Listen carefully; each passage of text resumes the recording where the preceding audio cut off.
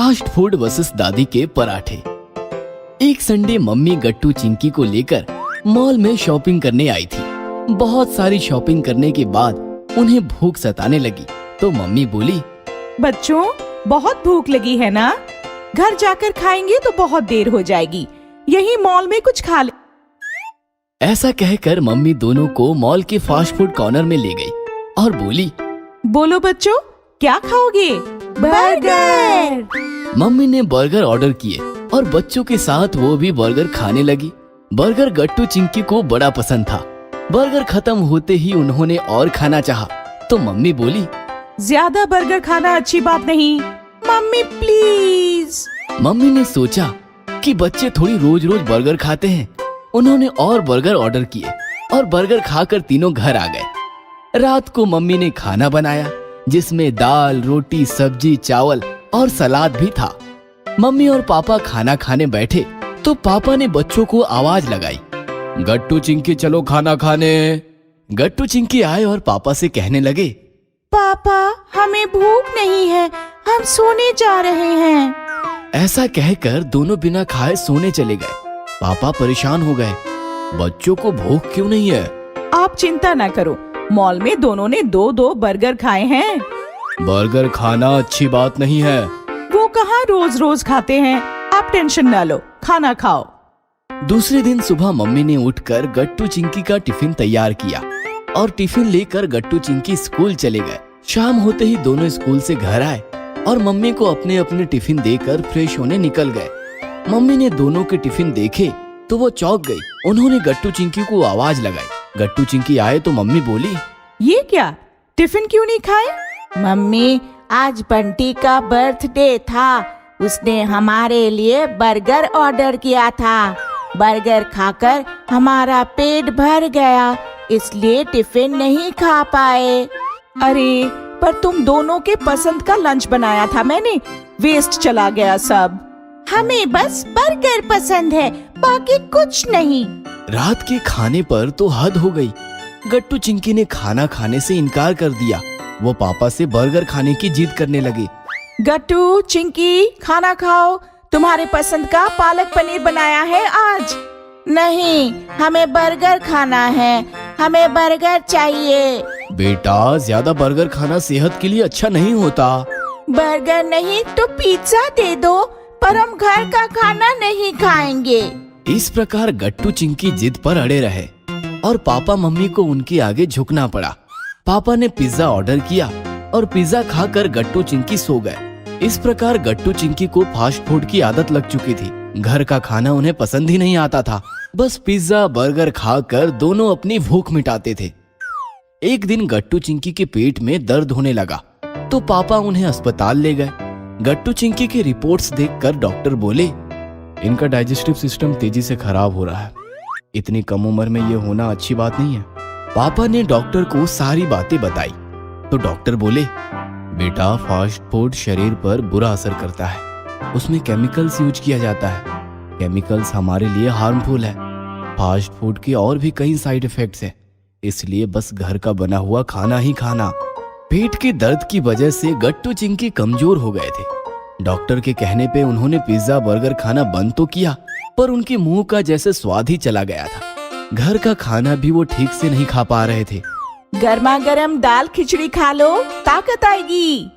कुछ खाने का मन नहीं कर रहा, जबरदस्ती खाएंगे तो उल्टी आ जाएगी। गट्टू चिंकी की हालत दिन प्रतिदिन खराब होती जा रही थी और मम्मी पापा परेशान हो रहे थे। तभी गांव से दादी का आगमन हुआ। मम्मी ने दादी को सारी बातें बताई और वो रोने लगी। मुझे तो कुछ समझ नहीं आ रहा, मैं क्या करूं?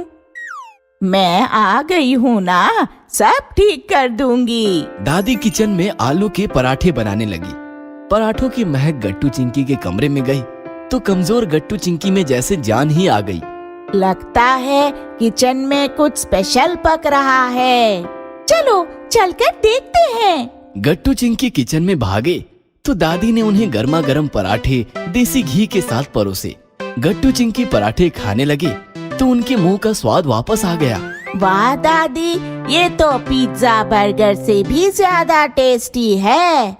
हाँ, और पिज्जा बर्गर से कई गुना हेल्दी भी। ये तो बस आलू के पराठे हैं, ऐसे और भी कई प्रकार के पराठे हैं जो मैं बना सकती हूँ। तो क्या रोज आप हमें नए नए पराठे बनाकर खिलाओगी? हाँ हाँ, रोज खिलाऊंगी और तुम्हारे मम्मी को भी सिखा कर जाऊंगी। फिर क्या था, गट्टू चिंकी ने पेट भर पराठे खाए। दादी के पराठों से उनके मुंह का स्वाद वापस आ गया और गट्टू चिंकी ने फास्ट फूड को हमेशा हमेशा के लिए टाटा बाय बाय किया। फल, सब्जियां और पिज्जा बर्गर। बहुत समय पहले किसी शहर में एक परिवार रहता था। परिवार में दादा दादी और मम्मी पापा के साथ 8 साल का हिमांशु और 7 साल की हिमानी भी रहते थे। दोनों को बाहर का खाना बहुत पसंद था, इसलिए वो पिज्जा बर्गर तो बहुत शौक से खाते थे, लेकिन हरी सब्जी और फलों को खाने से हमेशा मना कर देते थे। नहीं, हमें सब्जी और फल अच्छे नहीं लगते। हमें बस पिज्जा और बर्गर अच्छा लगता है। लेकिन बच्चों, अगर तुम फल और सब्जियां नहीं खाओगे तो तुम्हारी आंखें कमजोर हो जाएंगी और तुम्हें इस छोटी उम्र में ही चश्मा लगाना पड़ेगा। लेकिन वो कभी अपनी मम्मी की बात नहीं मानते थे। नहीं, हमें फल और सब्जियां अच्छी नहीं लगती। एक दिन मम्मी ने उन दोनों को अकेले में प्यार से समझाया। हरी सब्जियां और फल खाने से हमारी आंखें ठीक रहती हैं और अगर तुम्हारी आंखें खराब हो गई तो तुम्हें चश्मा लगा कर रहना पड़ेगा। मम्मी के प्यार से समझाने पर हिमानी मम्मी की बात मान गई। ठीक है मम्मी, मैं आज से रोज हरी सब्जियां और फल खाऊंगी। लेकिन हिमांशु मम्मी की बात नहीं माना। नहीं मम्मी, पिज्जा बर्गर ही अच्छे लगते हैं, इसलिए मैं वही खाऊंगा। अब मम्मी ने हिमांशु को समझाना बंद कर दिया। ऐसे ही बहुत दिन बीत गए। हिमानी रोज हरी सब्जियां और फल खाने लगी और हिमांशु पहले की तरह पिज्जा बर्गर ही खाता रहा।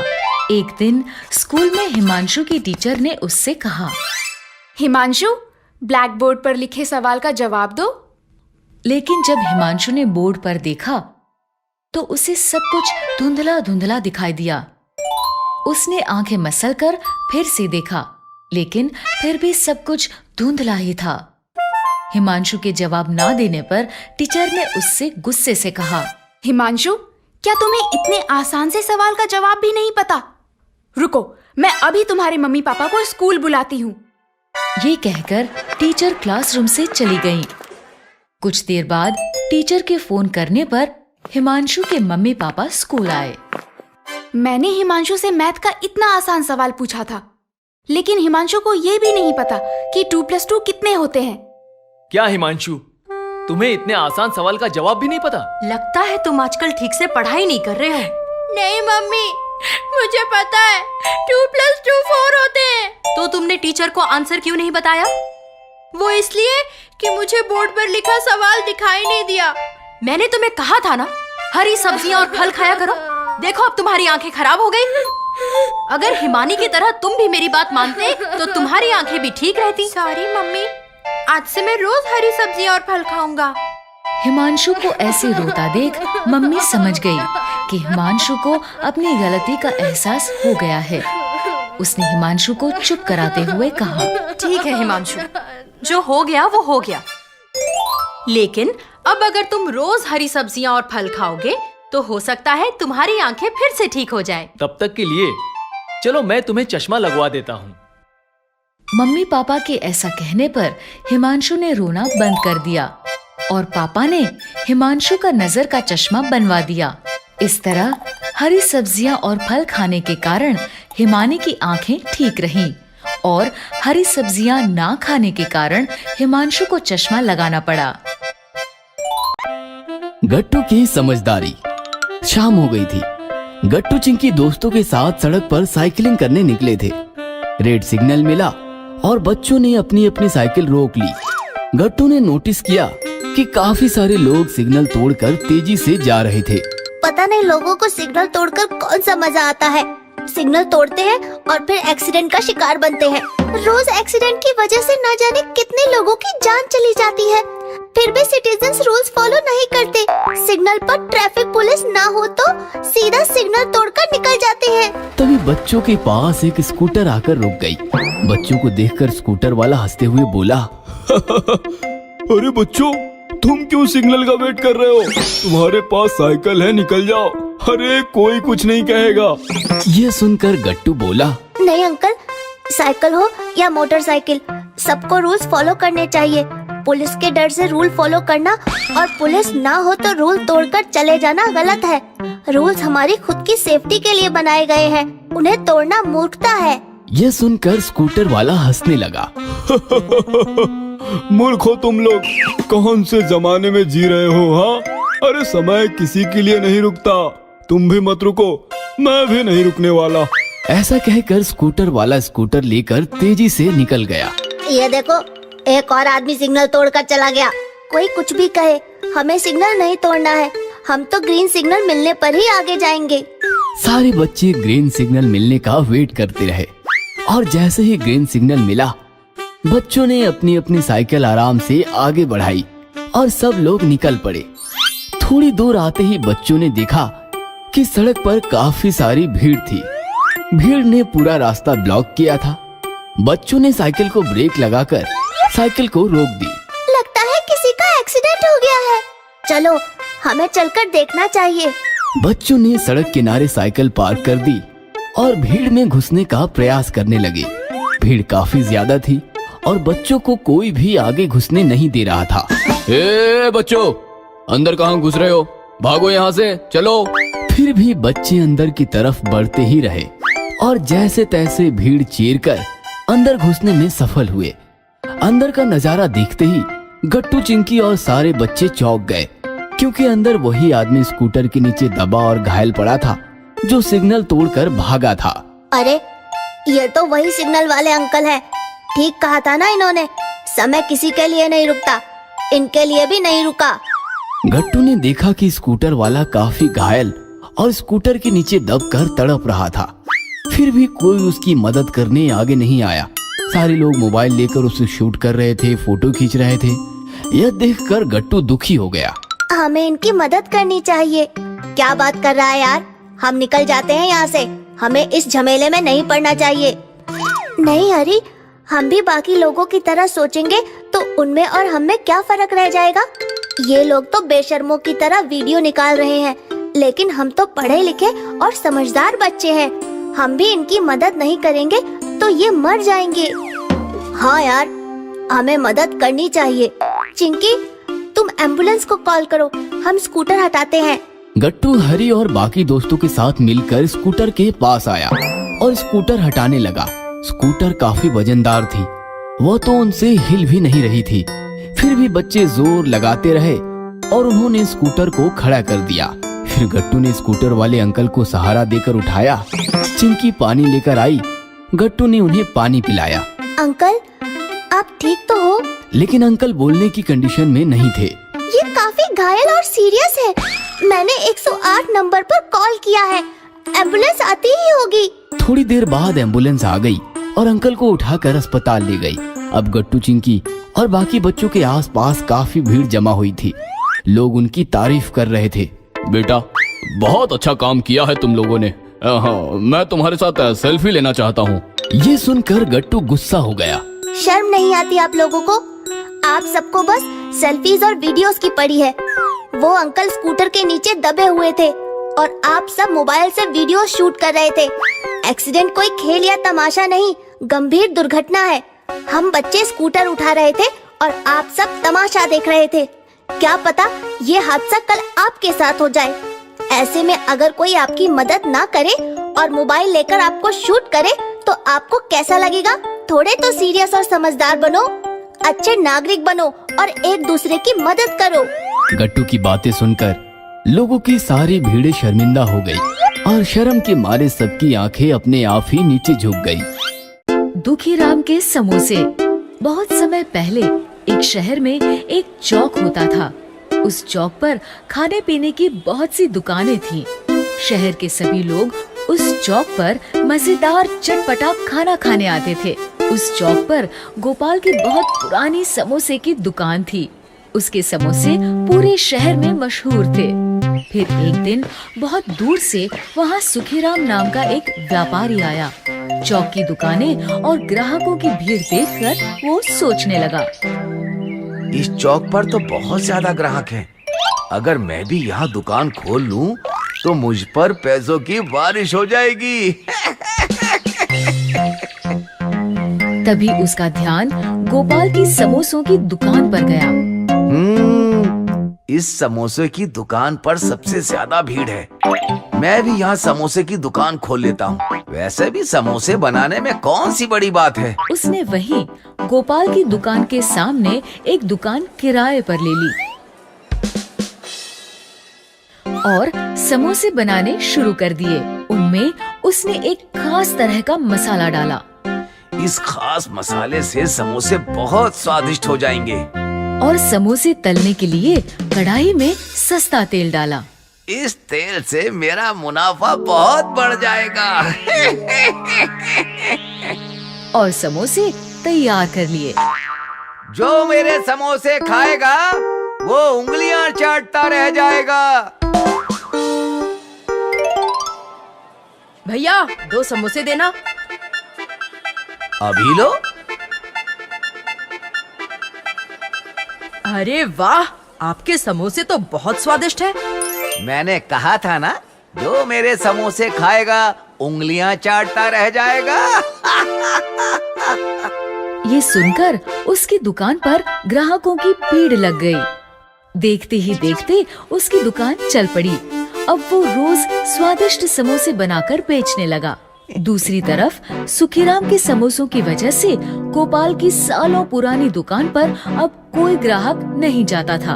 इसलिए उसने सोचा, एक बार मैं भी सुखीराम के समोसे खा कर देखता हूँ। मैं भी तो देखूं इसके समोसों में ऐसा क्या है। गोपाल मुंह छिपाकर उसकी दुकान पर गया। वो 2 समोसे लेकर अपनी दुकान पर आया और उसे खाने लगा। समोसे खाते ही वो समझ गया, इन समोसों में इस्तेमाल मसालों से तो सेहत खराब हो जाती है, इसलिए सरकार ने इन्हें बैन किया हुआ है। मुझे इस सुखीराम का पर्दाफाश करना ही होगा। तभी उसे एक आइडिया आया। हाँ, ये आइडिया ठीक रहेगा। अगली शाम वो अपनी दुकान के बाहर कुछ दवाइयाँ लेकर बैठ गया। और जब चौक पर ग्राहक आने लगे तो उसने जोर जोर से आवाज लगानी शुरू की। पेट दर्द की दवाई ले लो, सिर दर्द की दवाई ले लो, बुखार की दवाई ले लो। गोपाल को दवाइयाँ बेचते देखकर कुछ लोग उसकी दुकान पर आए।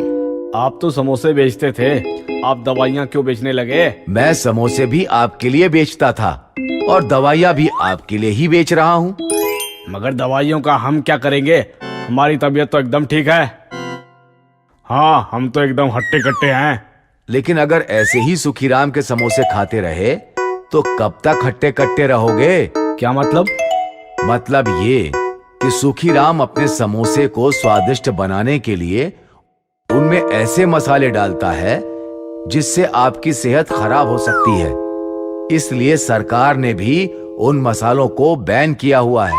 क्या वो सुखीराम हमें बीमार कर रहा है? थोड़े से पैसों के लालच में वो हमें बैन समोसे खिला रहा है। हम उसे छोड़ेंगे नहीं। वो सभी सुखीराम की दुकान पर आए। बाहर निकलो सुखीराम। क्या हुआ? इतने गुस्से में समोसे कौन मांगता है भाई? हम तुमसे समोसे लेने नहीं आए, तुम्हें सबक सिखाने आए हैं। लेकिन क्यों? क्योंकि तुम स्वादिष्ट समोसे कहकर हमें बैन मसाले खिलाते हो। ये सुनकर सुखीराम समझ गया कि उसके स्वादिष्ट समोसों का पर्दाफाश हो चुका है। वो डरते हुए बोला, मुझे माफ कर दो, अब से मैं ऐसा नहीं करूँगा। अब हम तुम्हें इस चौक पर रहने देंगे तब तुम कुछ करोगे ना? और फिर सभी शहर वालों ने मिलकर सुखीराम को उस चौक से निकाल दिया।